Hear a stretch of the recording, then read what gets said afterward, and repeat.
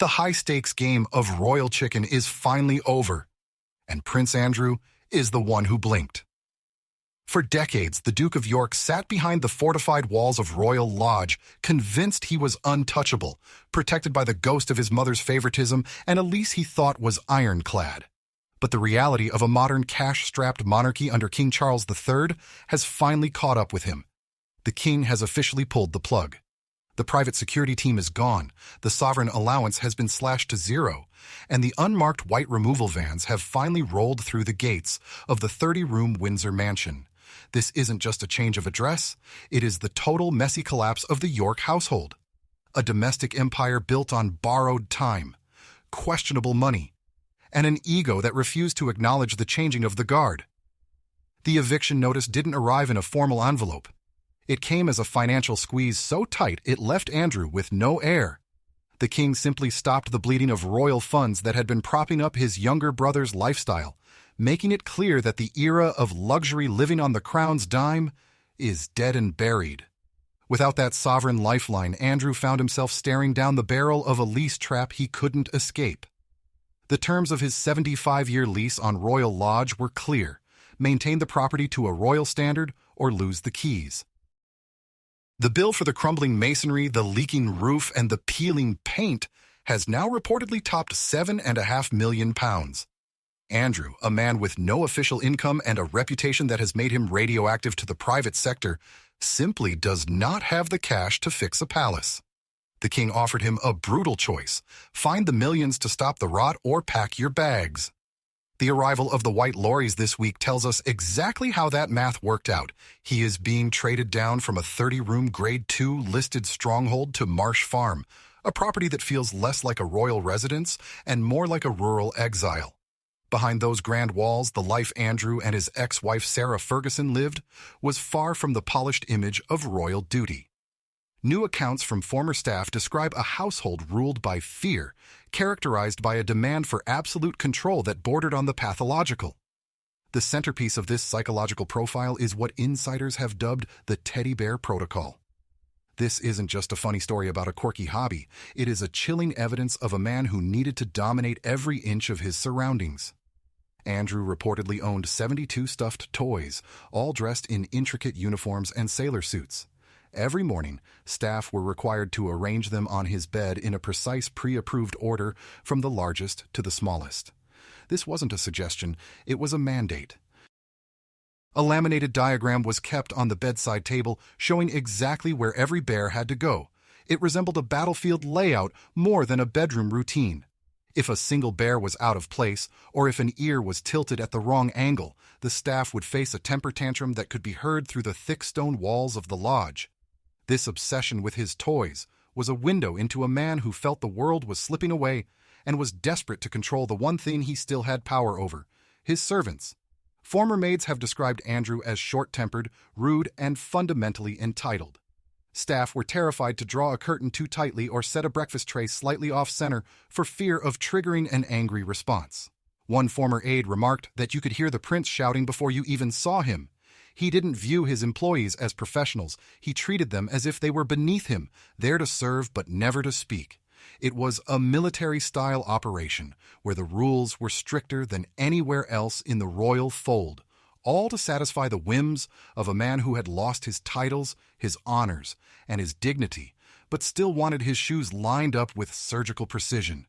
Even now, as his world shrinks to the size of a farmhouse, he reportedly still expects bowing and scraping from the technicians and builders currently renovating his new home.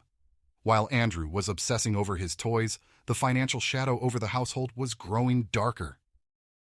Sarah Ferguson, the woman who has spent 30 years trying to reinvent herself while clinging to the royal brand, was facing her own reckoning. Her debts have reportedly hit the £5 million mark, a staggering sum for someone who hasn't been a working royal since the 90s. The bad Fergie persona she once joked about became a liability that the palace could no longer ignore. The most damning evidence of the household's decay is found in the paper trail of unpaid wages. An email from 2011 recently resurfaced, sent by her assistant Johnny O'Sullivan, pleading for nearly $60,000 in back pay.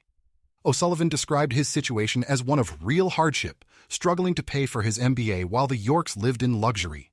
The bailout for that specific debt didn't come from the Yorks' own pockets, it came from Jeffrey Epstein. The convicted sex offender reportedly stepped in to pay £15,000 to settle the O'Sullivan matter, a transaction that Ferguson later called a gigantic error of judgment. But the records suggest it was more than a one-time mistake.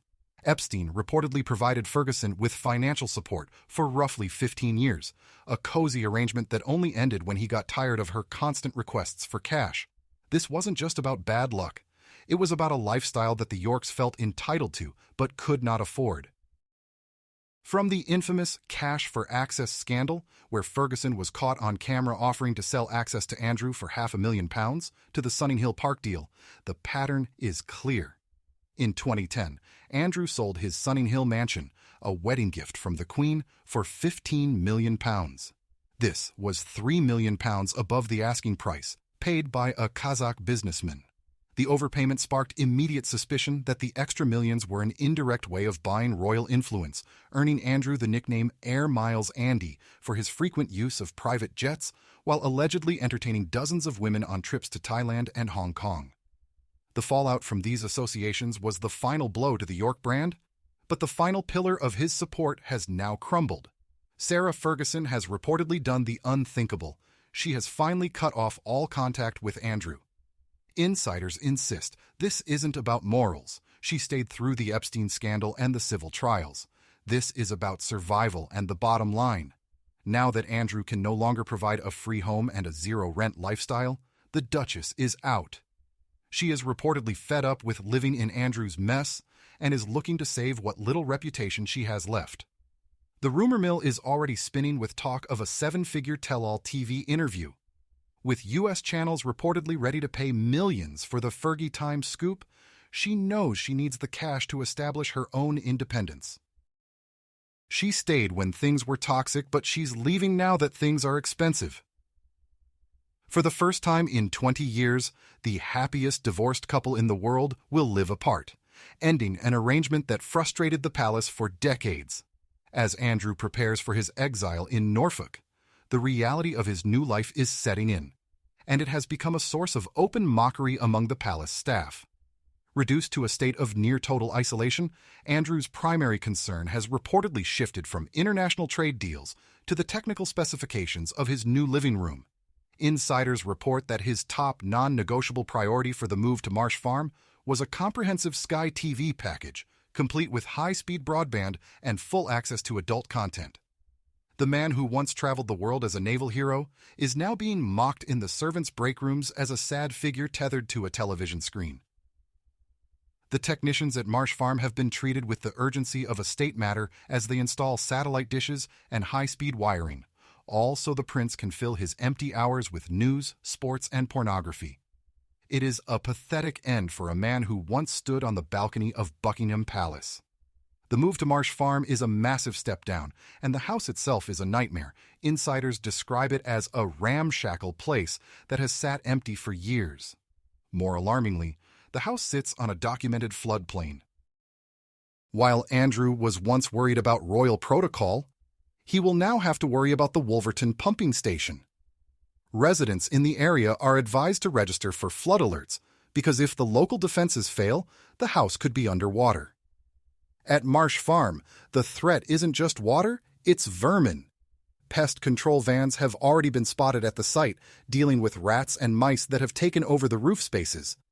Because the Sandringham estate reportedly has a strict no-cats policy for tenants, the rodents have had a free run of the place.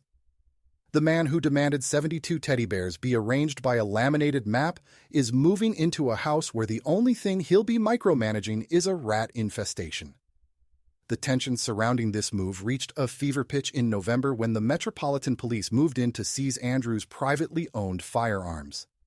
Andrew, a longtime shooting enthusiast, reportedly exploded in a fit of rage when asked to surrender his gun license.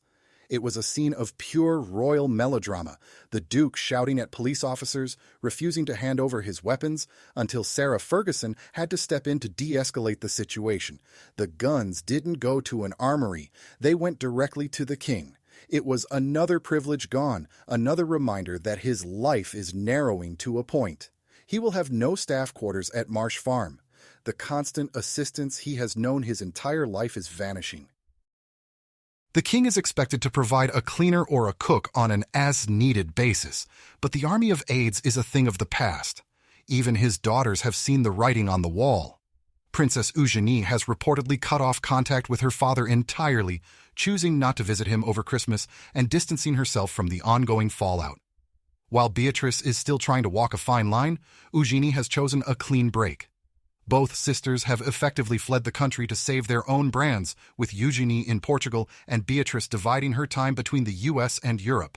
As the last of the boxes are loaded onto the removal vans, the image of Andrew Mountbatten Windsor moving to a farmhouse in Norfolk is the ultimate picture of a fall from grace. He is a man stripped of his status, his security, and his grand stage. He is trading a 30-room mansion for a 5-bedroom house with a leaky roof, a flood warning, and a satellite dish. The king has successfully streamlined the monarchy, and in doing so, he has surgically removed the most problematic branch of the family tree. The Yorks are out, the money is gone, and the era of royal entitlement has officially come to a grinding, quiet halt in a modest farmhouse far from the corridors of power. Andrew is finally finding out what happens when the money stops, the staff leave, and you are left alone in a house where the only thing you have left to control is a television remote. From the balconies of Windsor to a damp field in Norfolk, the journey of the favorite son has ended in isolated mockery.